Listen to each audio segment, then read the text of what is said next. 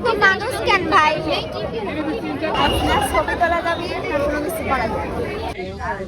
সেটাও দেখতে এসেছি। হ্যালো এভরিওয়ান, আসসালামু আলাইকুম। কেমন আছেন সবাই? ক্যাপশন দেখে বুঝতেই পারছেন চলে এসেছি মেলার ব্লগ নিয়ে। সেদিন ছিল শুক্রবার, হুট করে আমাদের প্ল্যান হয়ে যায় আমরা মেলায় যাব। যদিও বাসা থেকেই ভেবে বের হয়েছিলাম যে আজকে মেলায় প্রচুর ভিড় হবে, অ্যান্ড হলোও তাই। মেলায় গিয়ে মনে হচ্ছিল শুধু আমরাই বাসায় বসেছিলাম আর পুরো বগুড়া শহরের মানুষজন মেলার মধ্যে টই টই করছে। এখানে আমরা কাজিনরা সবাই গিয়েছিলাম মেলায়, আমি, তুবা, সুপর্ণা আর বৃষ্টি আপু। তো তারপরে আমরা বৃষ্টি আপুকে পাঠিয়ে দিই টিকিট কাউন্টারে টিকিট কাটার জন্য। দেন আমরা কিছু ভিডিও ক্লিপস নিচ্ছিলাম। মেলার গেটটা প্রতিবারের মতোই অনেক সুন্দর করে সাজানো হয়েছে, তবে মেলার ভিতরে ঢুকে মনে হচ্ছিল যে বিয়ে বাড়িতে চলে এসেছি হয়তো ভুল করে। কিছু আলোকসজ্জা ছিল এমন যে একদম বিয়ে বাড়ির মতো জাঁকজমকপূর্ণ।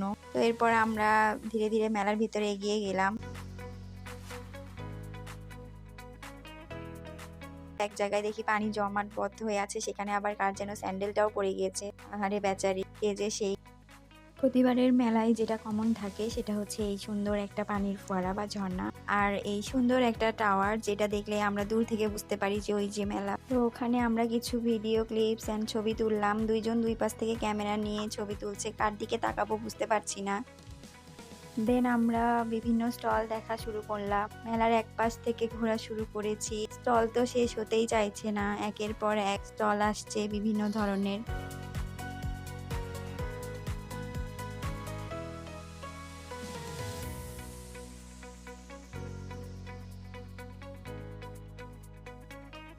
এরপরে আমরা একটা স্যান্ডেলের শপে ঢুকে গেলাম। সুকন্যা কিছু স্যান্ডেল দেখবে সেই জন্য। ভাগ্যিস আমাদের সাথে কোনো ছোট বাচ্চা নেই, নয়তো এই শপে ঢুকে আর বের হয় যেত না। এই তো দেখতে পাচ্ছেন আমি পুরোটা মেলাতে তুবার হাত এভাবে ধরেছিলাম, কারণ ও আকারে যত বড়ই হোক আমার কাছে এখনো অনেক ছোট বাচ্চার মতোই আছে। আর আমি চাই না আমার বোনটা এই মেলার ভিতরে হারিয়ে যাক। যদিও জানি ও হারাবে না, তবুও আসলে বড় বোন আমি, তো এই জন্য আমার দায়িত্বটা অনেক বেশি। কিন্তু তুবা যে এটার ক্লিপ নিয়েছে সেটা আমি জানতাম না, পরে বাসায় এসে দেখি যে ও ওটার একটা ক্লিপ নিয়েছে। তো দেখতেই পাচ্ছেন মেলার ভিতরে টই টই করে ঘুরতেছি, এই স্টল ওই স্টল দেখতেছি, বাট বুঝতেছি না কি কিনবো।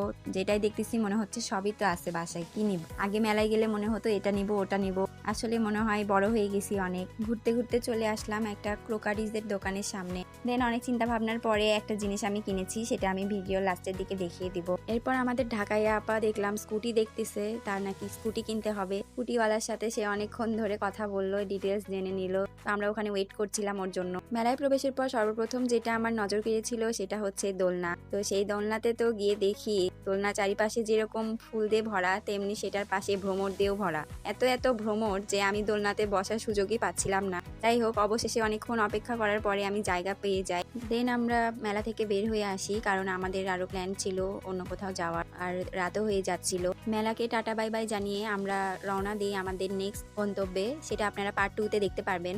বিয়ের আগে মেলায় গেলে চুড়ি, ফিতা, এই সেই বিভিন্ন জুয়েলারি কিনতাম, বাট বিয়ে হওয়ার পর থেকে সবসময় সংসারিক কোনটা কিনলে ভালো হবে, কোন জিনিসগুলো আমি কেনার প্রতি বেশি আসক্ত হয়ে গেছি। আর এই নাইফটাই আমি মেলা থেকে নিয়ে এসেছি, কারণ আমি বটিতে কোনো কিছু কাটাকাটি করতে পারি না, ছোট থেকে আমি চপিং বোর্ডে অভ্যস্ত।